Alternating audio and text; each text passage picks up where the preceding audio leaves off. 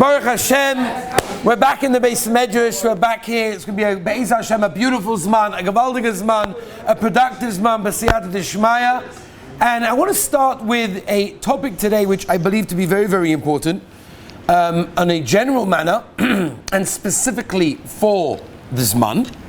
And that is the Inyan of Sefira Soima. We know that we just started not so long ago, in fact 21 days ago, we started counting Sefira Soima. And I want to understand a little bit of the depths of what exactly is going on in Sefira Soima. What is happening? What is the purpose? What is the message? And what are we meant to gain on a very practical level from the Inyan of Sefira Soima? We mentioned this before, but I'm going to mention it again. That the Maram Shik has a Sefer Mitzvahs, when he brings down the order of the mitzvahs, and he counts the mitzvah of Sefira Soima as mitzvah Shin Zayin, which basically means that the mitzvah of Sefira Soima is exactly in the middle. You've got exactly 306 on one side, 306 on the other side, and bang smack in the middle, right? Because you've got 613. So you've got the middle number is Sefira Soima. What does that mean? So Sefira Makdoshim bring down, it must tell us that the Inyan Sefira Soima is the middle mitzvah. It's the middle. The middle is what bases everything. When you have a building, what's the most important thing? The middle beam. That holds the whole building. Says the Maram Shik, that's what's going on in Sefira Soima. Now we have to understand why. Why is it that Sefira Soima, according to the Maram Shik Sefer HaMitzvahs, is the middle mitzvah? It's the one that holds everything, holds all the other mitzvahs. Why? What exactly is so special about Sefira Soima? It's a great mitzvah. It's a shayla. It's even a doraisa drabona nowadays. But it's a wonderful mitzvah. Why is it so special? What's so gewaldig about it? That's the shayla. So that's what I want to explain a little bit about this. The Or Chaim HaKadosh in Vayikra Chav Gimel quotes the Zohar HaKadosh that brings down that when Klal Yisrael were in the depths of Tumah of Mitzrayim, and the Rabbeinu Shalom wanted to bring them to Kabbalah Satorah, to bring them to Har Sinai, to have an acceptance of the Torah, it was like a marriage. The Rabbeinu Shalom Kaviyachol wanted to be married with Klal Yisrael. And just like before, says the Or Chaim HaKadosh, a person gets married, a kala is required Shiva Nakim, 7 clean days before the Chasana, so too the Rabbeinu Shalom required Klal Yisrael to have 7 clean weeks. 7 weeks of counting, 7 weeks of improvement before we get to Kabbalah Satorah. The Me'am Loyes says that the 50th level of Tumah corresponds to the 50 days that we count. And the question is, okay, that was then, but why now? Okay, good. They came out Mitzrayim, they were mamish, what was going on over there? They needed to bring themselves up before they came to Kabbalah Satorah, before they came to Har Sinai. But what about us? What's it going to do with us? Says the Ramchal in Derech Hashem that it's not just then. Every single year, Klal Yisrael require to become higher and to become better people before we come to Shavuos. And therefore there is a practical something going on over here. The Sfas Emes writes a similar thing as well. The Sfas Emes says it's every year. It's not just once that happened. But this year, Tov Shin Pei Aleph, every single one of us have to work on ourselves, have to do something to bring ourselves up before we get to Kabbalah Satorah. And therefore Sefira Soima has a reality, has a practical nafkamina to all of our lives. We know, when do we start counting Sefira Soima? The second night of Pesach. Second night of Pesach, you guys were just about to start your second Seder night, and just before you did at Mariv, Sefira Soima, you begin Sefira Soima. How do we know that? Okay, the Torah says Machos HaShabbos, right? The next day, which we learn, Chazal tell us, it means the second day of Pesach. But why really do we start the second day of Pesach? What's the message? What's the deeper meaning of understanding why we start counting specifically the second day of Pesach? And the answer I saw was like this. That we have to understand what happened on Pesach. What did we talk about Seder night? What was the whole discussion at our Seder tables? And I was zocheh to have some beautiful Talmidim sitting at the Seder, and it was gewaldig, and we discussed this. We discussed the idea of Yetzias Mitzrayim, that Klal Yisrael came out of Mitzrayim, we came out of being an avodim to Paroi, and now we're avodim to the Rabbeinu Shalom. What an incredible thing! What an incredible idea! But you know what? Sometimes people think that once you're out, so you're out. It's good. Relax. It's great. This month began. That's it. All I have to do is just show up. Now that's true, but it has to go deeper than that. And perhaps that's the message of Sefira So'ima. Perhaps the message of Sefira So'ima is specifically on the second day of Pesach. Yes, you talked about Yetzias Mitzrayim. You had a Seder night. Gavaldik. You got out of Mitzrayim. Chayiv Odom Liris Tes Atzmoi. All of us sat there at the Seder table and we closed our eyes. You remember? We closed our eyes and we thought, we just left Mitzrayim. The gates were open. We were able to leave. We're free people. This is beautiful. It doesn't stop there. Being a free person is a means to an end. It gets you somewhere, but only if you continue working. And the mitzvah, the idea of Sefira So'ima is exactly that. The mitzvah of Sefira So'ima is, okay, you left Mitzrayim, you had Yetzias Mitzrayim. Keep on going, so that you can come to a Kabbalah Torah. And that's what you have to realize. And that's what it is. The Chedush Harim says a similar idea as well. The Chedush Harim, the Ger Rebbe says, what is the pshat, the way that we count? You ever wondered, I don't know if ever thought about this, why do we count the way we count? 1, 2, 3, 4, that's not how people count. How do you count when you're looking forward to something? You get engaged. What happens when you get engaged? So you buy, what they have is called a chosen clock. Right? I think it's called a chosen clock or anything, right? I mean, you could probably get it in America, right? Type of place that they'll sell these things. You get a clock and you type in the exact time of the chuppah, mamish, the exact day and the moment of the marriage. Unbelievable. And you press start and the countdown begins. How many days, how many hours, how many minutes and how many seconds until the ring goes on the finger and you're a married man. You count down. Same thing, everything you count down, right? When is this month just began. When is Bein Hazmanim? When do we end? When do we end this month?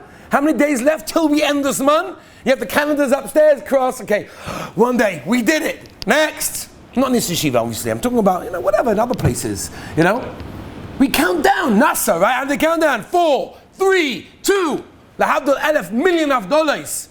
Right, when they have their New Year's, the Minyonayim, for their countings, the Goyish calendar. For those people that count with the Goyish calendar. It's my birthday today. Right. Anyway, how do you count down? You count down 4, 3. Why are we not counting down? Come on, that's a Torah. We're going to stand in Har Sinai. All of us are going to stand in this space HaMedrash on Shavuos morning, listening to the Aseret HaDibros, being Mekabel the Torah afresh. No, why don't we count down? Why are we counting up? What's the pshat? The pshat is this yisoid. Counting down something, what does it mean? Counting down means that's choshev. That's choshev. Whatever I get to, whether it's the marriage, whether it's the launch of the rocket, whether it's Bein Hazmanim, that's choshev. But the way to get there is not.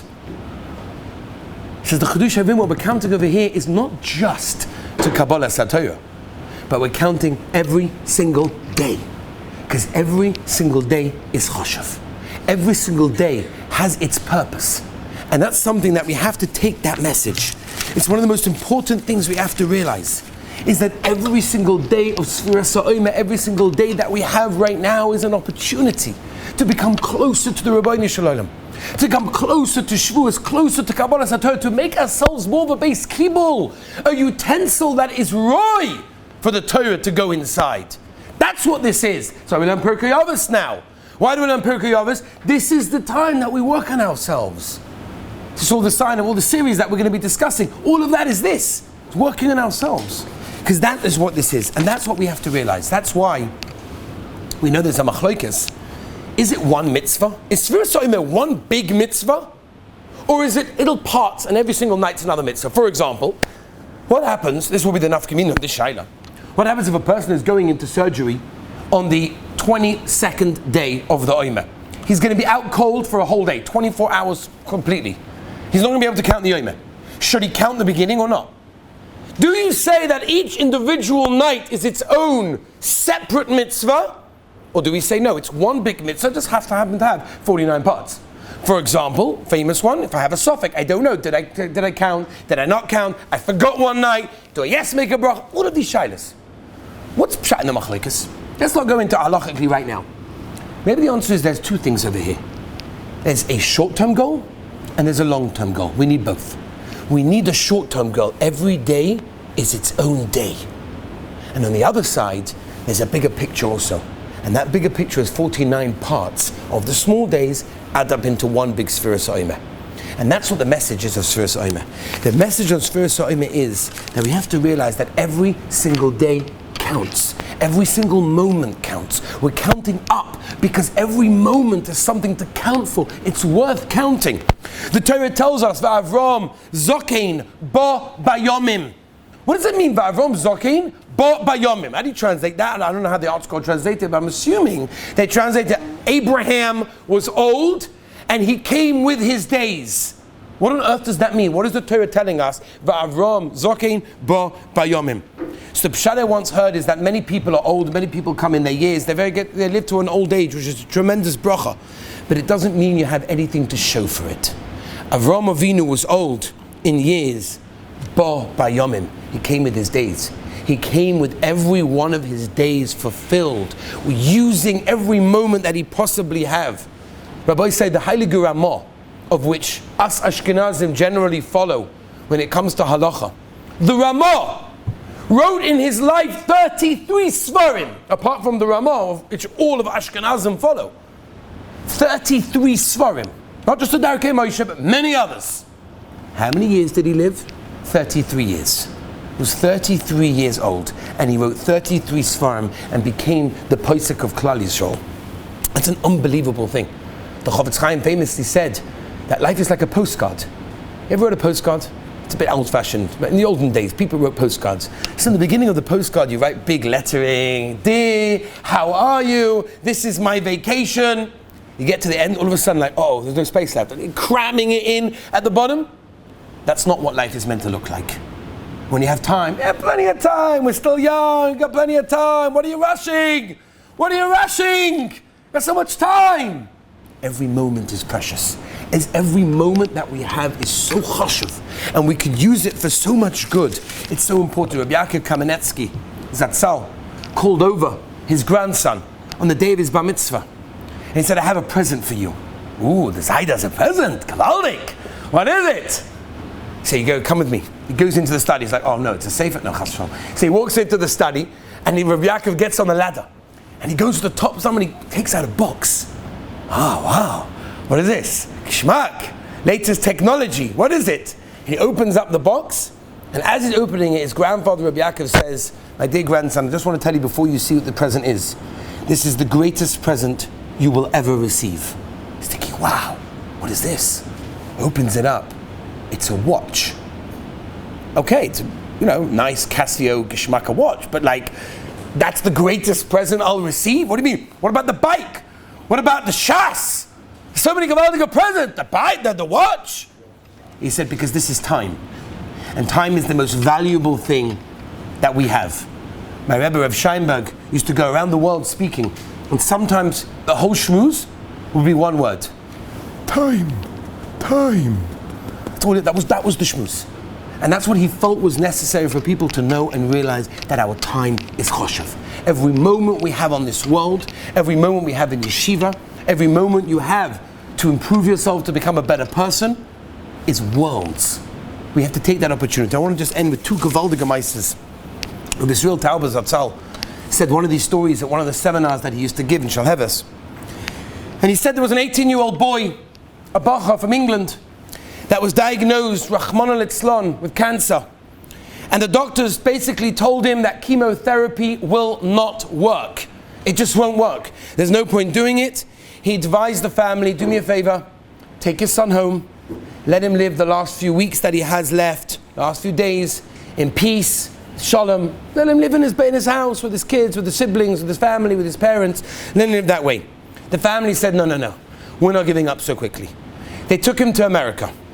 And they brought him to a certain medical center that was very close to Israel Tauber's home. And the doctors told him that they had a therapy that was still in the experiment time, right? They were still experimenting whether it works or not.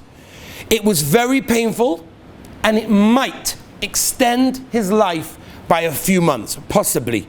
But the doctor said, we will only go through with the therapy if the patient signs a paper taking full responsibility for the procedure. So the father of this sick boy called Rabbi Zril Tauber, who lived near the medical center in America, and he said, my son very much would like to speak to you. So Rabbi Zril Tauber goes to the hospital and meets with this boy. And he said, can your parents please step out for a few minutes? I want to have some private time with the boy. So the boy says to me, he says, Rabbi Zril Tauber, as he says over the story, the boy says to me, I know I'm going to die very, very soon. I have no complaints against Hashem, even though I have no understanding why Hashem has put me in this situation. I'm not afraid. The only thing that bothers me is my parents, my family are going to be very much pained, but I accept the Rabbeinu Shalom's Gzeira wholeheartedly, completely. Nevertheless, he said, I have been told that this therapy can extend my life for a few months, maybe a month, maybe two maximum. The question is, what is the purpose? Like seriously, I'm living another month, what type of life am I living? I can barely concentrate, I can barely put on tefillin, I can't concentrate really to say a bracha, I can barely learn Torah, I can't do that much. What is the purpose of me living another month? Wouldn't it be basically inflicting more pain upon my parents to watch me go through the pain of this process? Why can't we just end it now? So Rabbi Zril Tauber was trying to give this boy a little bit of chizuk, and he said the only thing he could possibly think of is explaining him and educating him in what it means to live for a little bit longer. So he said, what is the greatest mitzvah of the whole Torah? What is the greatest mitzvah of the Torah? The boy said, I don't know. V'chai b'hem. To live by them. To live by the Torah. That is the greatest mitzvah. He said, and he told this boy, can you imagine if the situation would arise, a person has to basically be over-transgress every mitzvah in the Torah just to save his, obviously exception for the big three, not just to save his life. That's what it is. Person is starving to death, you eat chazah, you eat pig in order to save your life. And he said, can you imagine the following scene? Rabbi said, I want you just to imagine this for a moment. Imagine an old man who's in the hospital. He's a vegetable. He's living like a vegetable. He's living on, life support machine. There's nothing that he does whatsoever. The doctors guaranteed the family they can extend his life for approximately 10 seconds. They know for a fact, 10 seconds, they can extend his life. However, there's one condition. It will only work if every Yid in the entire world will do an Aveira. Every Yid in the entire world does an Aveira, he will live for 10 more seconds. Again, doing what? A vegetable. Doing absolutely nothing. What's the halacha? So he continued and he said the halacha would be, not this is a nice thing to do, it's a chiv, it's an obligation, that every single person will transgress the Aveira in the world so this human being can live for 10 more seconds, even though he won't be doing anything. Yesh koina olamai b'shah achas. Rabbis say every single one of us, we're alive, we're well, we can talk, we can move, we can thank the Rabbeinu Shalom, we can daven, we can learn, we can make brachas. We can say thank you, we can smile at someone, we can do chesed for somebody else. Rabbi said this is a Yid that's in a vegetable state for 10 more seconds. Everyone in the world has to do an Aveira, and it's a chiv, it's an obligation. Over here, Rabbi said every single one of us have an opportunity to live a life where we can improve ourselves. That's Sefira. So let me just end with one last Gavaldige Maisa. And this Maisa is such a beautiful story. And it's so true as well. The Rosh Yeshiva of Telz, says over the story, and he said over the story as follows, that he remembers that when his Rebbe, Rabbi Yemela Broch, the Rosh Yeshiva of Telz, was in hospital, he said over his Rebbe was dying of his last illness. He looked sick, hard for him to concentrate, hard for him to open his eyes. He barely noticed his closest Talmidim. And his Talmidim went over to the bed to hear, because they saw the Rebbe was murmuring something, saying something. They wanted to hear what was the Rebbe saying. What could he possibly be saying in the last moments of his life? And he heard the following: a Sefira Mishpat, a Sefira Mishpat, a Sefira Mishpat, a hard judgment. And the Talmidim didn't know what to make of this. A Sefira Mishpat, a hard judgment. His Rebbe was a person that lived b'simcha. His whole life was pure happiness, pure simcha sachayim. He didn't have an easy life. He lost his wife and 4 children in the Holocaust. He wrote Chidushei Torah. And he said, people shouldn't be upset about that I'm writing Chidushei Torah at this time, but it's the only thing that's keeping me alive. It's the only thing that's keeping me going, is writing Chidushei Torah. He lived a life of simcha, and now yet at the end of his life, after such an incredible life, he was saying a Shvera Mishpat. They said, Rabbi, what's the matter? You had such an incredible life. Talmidim, a yeshiva, Torah, you did such incredible things. What's a Shvera Mishpat? Listen to what he said. He said, my whole life I was doing something. My whole life I was busy. I was accomplishing. What am I doing now? That's a Shvera Mishpat. That he wasn't able to accomplish so much. Even being alive he was accomplishing. But so much on his level he wasn't able to accomplish. Rabbi Isai. The mitzvah of Sefira Sa'omer is exactly this. It teaches us that every moment we're on this world, we're here to accomplish.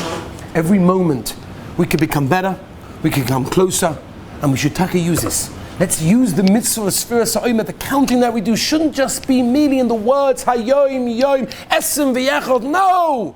It should represent, what did we do today? What did we accomplish today? And Be'ez Hashem, the Rabbeinu Shalom will give us a lot of siyata d'shmaya. We should have a beautiful zman, a productive zman, and every single one of us, Be'ez Hashem, will come to Shavuos, Kabbalas HaTorah, with a gewaldiger, productive, and wonderful zman. Have a great day.